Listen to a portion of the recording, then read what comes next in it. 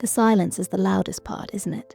One moment, you're reeling from the sting of their words or the coldness of their actions. The next, they're asking you if you want a cup of coffee or telling you a story about their day as if a wrecking ball didn't just tear through the foundation of your trust. They hurt you, and then they act like nothing happened. It's a quiet kind of crazy making, a wound that leaves no visible scar, but cuts you deeper than any physical blow. You start to question your own reality, your own sanity. Did I imagine it? Am I overreacting? That confusion is exactly what we're going to clear up today, because their silence, their denial, isn't random. It's a message, and today we're going to decipher it. Here are the real reasons why they hurt you and act like nothing happened. Reason 1, they are actively rewriting history. The human mind is a powerful thing. It can build empires, create art, and it can also build a fortress of denial so thick that reality can't get in. When someone hurts you and then pretends everything is normal, they are often engaged in an unconscious, and sometimes conscious, act of rewriting history. This isn't just about forgetting. It's about actively replacing the memory of what they did with a version of events where they are still the good guy. Why? Because the alternative is too painful for them to accept. The idea that they are capable of causing you genuine pain might shatter the image they have of themselves. This is a psychological concept called cognitive dissonance. It's the intense mental discomfort of holding two conflicting beliefs. I am a good person, and I just did a bad thing. To resolve this discomfort, the easiest path isn't to admit fault and apologize. The easiest path is to erase the bad thing from the story. They convince themselves that it wasn't that bad, that you're being too sensitive, or, most effectively, that it simply didn't happen the way you remember it. They aren't just lying to you, they are desperately lying to themselves. The world makes more sense when they are the hero of their own story, even if they have to burn the original script to do it. Reason 2, their conscience is a shield, not a guide. For many people, a conscience serves as a moral compass, guiding them to do the right thing. But for others, their conscience works more like a shield. Its primary job isn't to prevent them from doing wrong, but to protect them from feeling guilty after they've done it. When they hurt you, a flicker of guilt might appear. But instead of leaning into that feeling and using it as a catalyst for apology and change, they activate the shield. Acting like nothing happened is the ultimate defense. If there's no problem, there's no need for guilt. If they can maintain a state of normalcy, they can trick their own conscience into standing down. This is why you might see them being extra nice or cheerful afterward. It's not necessarily for your benefit. It's a performance for their own benefit.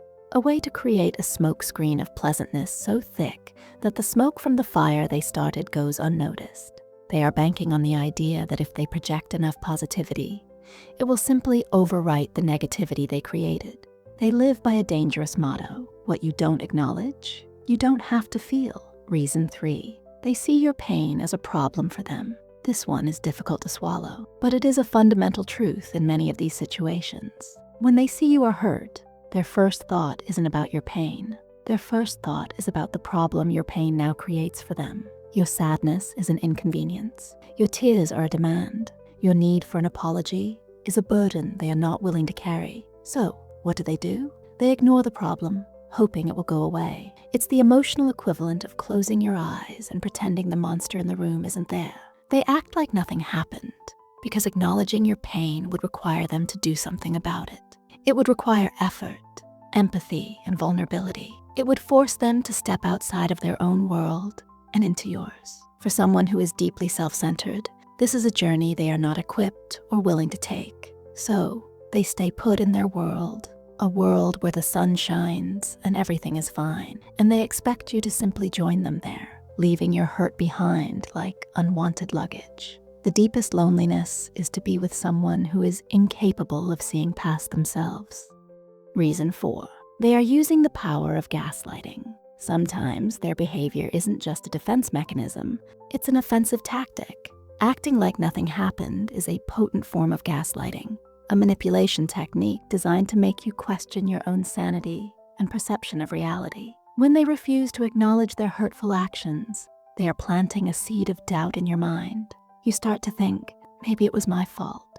Maybe I'm too emotional. Maybe I'm remembering it wrong. The more they hold their ground of blissful ignorance, the more you start to lose yours. Their calm is a weapon. used to destabilize your emotional state. This is a power play. By controlling the narrative and refusing to validate your experience, they maintain control over you. They create a dynamic where their version of reality is the only one that matters. If they can make you believe that the problem isn't their behavior, but your reaction to it, they never have to change. They have successfully shifted the blame and dodged all responsibility. It is a cruel magic trick where you are made to feel crazy for seeing what is right in front of your eyes. Reason 5. They lack object permanence for emotions. You might remember a concept from child psychology called object permanence, the understanding that objects continue to exist even when they cannot be seen. Well, many emotionally immature individuals lack a similar concept when it comes to the feelings of others. Let's call it emotional permanence. When you are right in front of them, expressing your hurt, they might register it on some level, but the moment you walk away, or the moment the conversation changes, your pain ceases to exist in their mind. It's out of sight, out of mind. They don't have the capacity to hold on to your emotional state and consider it when you are not actively displaying it. This is why they can hurt you so deeply, and then, just hours later, act as if you're the best of friends. In their mind, the conflict was a temporary event that ended when the conversation did. They don't understand that for you, the hurt lingers. It echoes. It changes things. They operate in the emotional present, unable to grasp that the past, for you, is still very much alive and breathing in the room. They are not walking on eggshells around your feelings, because to them, the eggshells disappeared the moment they were broken. Reason 6. They fear the consequences more than they regret their actions. Let's be brutally honest. An apology is not just about words. It's about accepting consequences. Admitting fault might mean you will be angry with them for a while. It might mean they have to change their behavior. It might mean the relationship dynamic shifts. And frankly, they are terrified of that. Their decision to act like nothing happened is a calculated risk.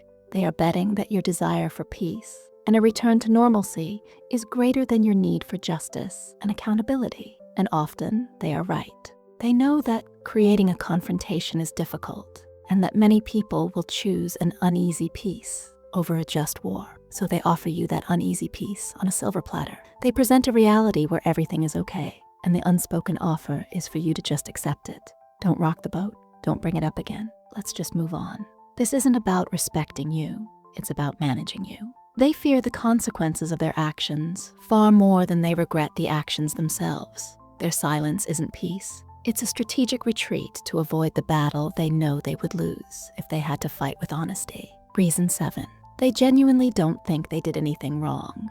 This final reason is perhaps the most bewildering of all. Sometimes they act like nothing happened because, from their perspective, nothing bad did happen. Their moral code, their understanding of relationships, and their definition of hurtful are so vastly different from yours that their actions don't even register as a transgression. They may believe that brutal honesty is a virtue, even when it's just cruelty without a filter. They may believe that their needs and feelings inherently matter more than yours. They may have been raised in an environment where this kind of behavior was normal, so they lack the framework to even identify it as harmful. You are waiting for an apology for a crime they don't even believe exists. You are speaking two different emotional languages. You are showing them a deep wound, and they are looking at it with the detached curiosity of someone who has never known pain. This is not an excuse for their behavior, but it is a crucial explanation. You cannot expect someone to meet you at a place of understanding if they don't even have a map to get there. Sometimes, the greatest distance between two people is a difference in perception. Understanding these reasons is not about excusing the behavior. It's about empowering yourself with clarity. When you know why they do what they do, their actions lose their power to make you feel crazy. You can stop questioning yourself and start seeing their behavior for what it is, a reflection of their own limitations, their own fears, and their own brokenness. It's not about you. It never was. You were just the one who had to feel the impact of their internal chaos. The real power is in seeing the pattern and deciding that you will no longer participate in their reality. You can be the one who remembers the truth, who validates your own feelings, and who refuses to accept the quiet peace they offer in exchange for your silence. Your pain was real. Your feelings are valid. And anyone who makes you doubt that doesn't deserve a front row seat in your life. Thank you for watching. If this video resonated with you, please give it a like and subscribe to the channel for more content that helps you navigate the complexities of human relationships. And I really want to hear from you. In the comments below, share one piece of advice you would give to someone who is currently dealing with a person like this. Your experience could be the light someone else needs to find their way out of the dark. See you in the next one.